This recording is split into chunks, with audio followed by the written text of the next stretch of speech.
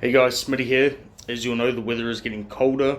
This is one of my favorite times of the year for bringing out sort of the more uplifting, heavier, darker sort of fragrances. Not too dark, not the winter dark, but so I got a few here that tick all those boxes. There's five of them here, and these are just sort of my what I think I will be reaching for this year personally, up until winter. So this one here is my latest acquisition to the collection. This is sort of going to be saved for just the weekends and special occasions during this time of the year. It's by the house of Tiziana Terenzi. It is Orion. Now I'm gathering most of you know how much I love Ventus, and this is a rendition of Ventus. It is not a clone. The only thing in here that sort of reminds me of Ventus is that birchy smoke, sort of that currant, the pineapple. Other than that, it's sort of its standalone own fragrance, and you're probably wondering why I didn't pick a Ventus, because I love Ventus, and if I, got the chance, I'll put it in every video, so I'm just going to keep them out of it. Simple as that. So Orion here has very good performance. It has a very juicy pineapple opening. I'm talking very juicy. Dare I say it, probably better than a Ventus in my opinion. I'm wearing it at the moment. And this pineapple really does stay with that birch and that incense sort of dry down, like through the duration of the dry down, that juicy pineapple stays and hangs around. Now in the opening you get a bit of a recurrent in there, which makes it just a little bit unique from some of the other clones and dupes that you get. And this one here, I think if you can get your nose on it, it's not cheap, but it is a cool bottle. It's a cool house. They make good fragrances, and it is an extrait de parfum, so this stuff has very good performance. I think projection on this it's alright. Sillage, pretty good. Compliments, my wife loves it, so I don't care. I just wear stuff that I like. So there's a run. Next one will be by the House of Dior. This is one of my favorites. I think if I had a signature designer scent, it'll be this. This is my second bottle of it. Now, funnily enough, this is my second bottle of it, but I've tried another couple of bottles of this, and they smell different. So that begs the question, do other fragrances suffer from batch variations and reformulations? I do not know, but I can tell you this one here certainly does not smell, well, obviously it does smell, but there's just something in there that's different, layered different. I'm not too sure, I'm not a chemist, I don't know. I can't really pick it, but there's just something in there that smells a little bit different to the first bottle that I had. Still very good. So in the opening here, you get this massive citron sort of opening. This is very resinous, balsamic dry down. It's very masculine. This is not playful. This is some serious stuff in my opinion. The bottle just looks it. The name Air Sauvage Parfum, Christian Dior. This just ticks a lot of boxes for me. I think it suits who I am, how I look. Beards, tattoos, pot bellies, whatever. I just think that this ticks a lot of boxes for my personality, and it's a good one, and I get very, very good performance out of this. Projection Sillage, it works. And yeah, compliments, I have had a few compliments on it, just, the classic, oh, you smell good, what are you wearing, sort of rah-de-rah. I don't really care about that. But yeah, Sauvage, it's good, get your nose on it. Now another Sauvage.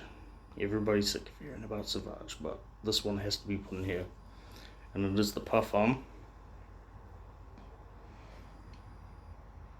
I genuinely love this fragrance. At first I wasn't so sure about it, and this was actually the first Sauvage that I brought a bottle of. Now I have all of them. I do enjoy the other ones, but it's just so generic and worn down, but we're not even going to go into that. We're just going to talk about this. So this one here is just much more, it's blended a lot more smoother, a lot more beautifully. It's more mature. I'm getting a dry throat, sorry. This has very good performance. The only qualms with this is it doesn't really project. It doesn't really have that big sillage bubble, and for a parfum, I guess you could say that that is a massive negative. And in my case it sort of is, but I love the way this smells. It does smell like it's advertised, a campfire in the middle of the desert. Just, I just get like this sort of creamy sandalwood burning resinous You know, you get a bit of a tonka bean in there too, so it's a little bit sweet. You know, so it's like taking the other Sauvages and just ripping out the synthetic parts of it and just smoothing it out. It's very good. Just burning embers over a campfire, and I just really like it. And because it is a bit subtle, it doesn't really have that massive projection and sillage. That's why I like it, because it doesn't scream attention. It just does its job.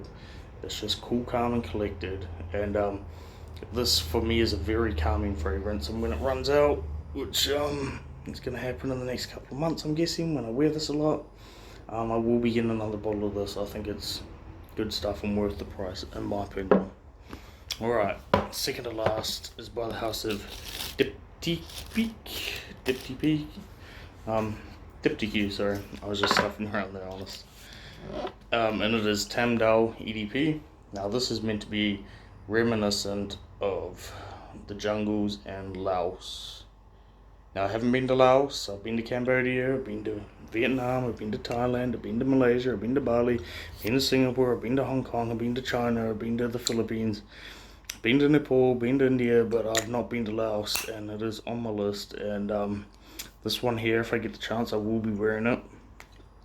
This is just such a gorgeous, this has to be one of my favorite sandalwood fragrances. This is just pure woods with a hint of resin, which has the amberwood in it. And I'd just like to point out, all my reviews here are just straight off the top of my head. Now I'm not reading shit down here or nothing. This is just off the top of my head. This is so gorgeous. Sandalwood, cedarwood, amberwood. You get a bit of musk in there. I think it's got a bit of icy super or whatever. And that's really all I smell. I almost get like this pecan sort of nutty accord in here too, which is, I love peanuts, so I love it. I'm going to spray it again. Oh, it is good. And this thing here is very good performance. It is an Eau de Parfum. This lasts a long time. I think it does project a little bit. And sillage is quite good. You just have this little woody, sort of soapy bubble around you. And it is gorgeous. My wife really liked it. Compliments, I don't know, but I know my wife really likes it and I really enjoy wearing it.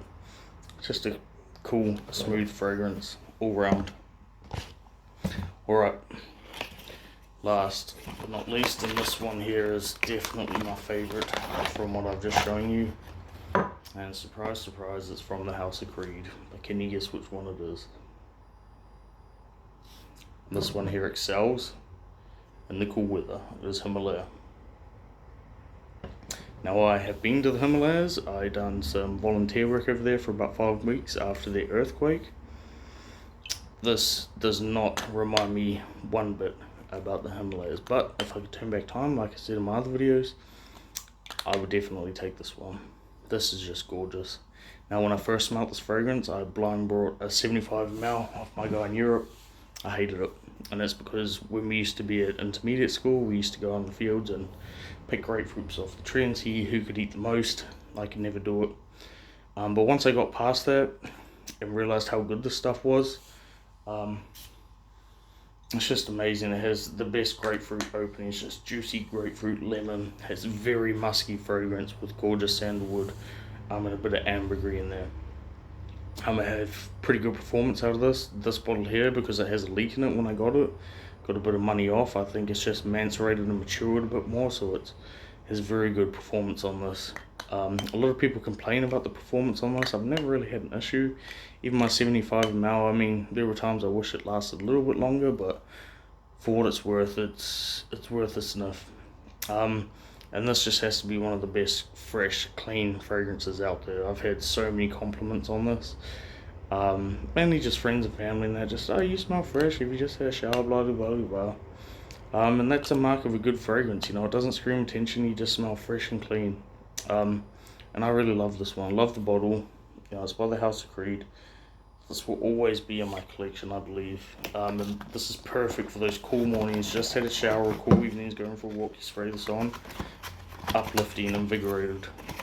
It's as simple as that. So those are probably my most reached for autumn fragrances this year. Hope you enjoyed the video. Give me like, subscribe, whatever, on my YouTube channel, which I'm going to start up, and give me some ideas, give me some feedback, some topics you want me to talk about, some categories, and just remember all these videos are just straight off the top of my head. Cheers.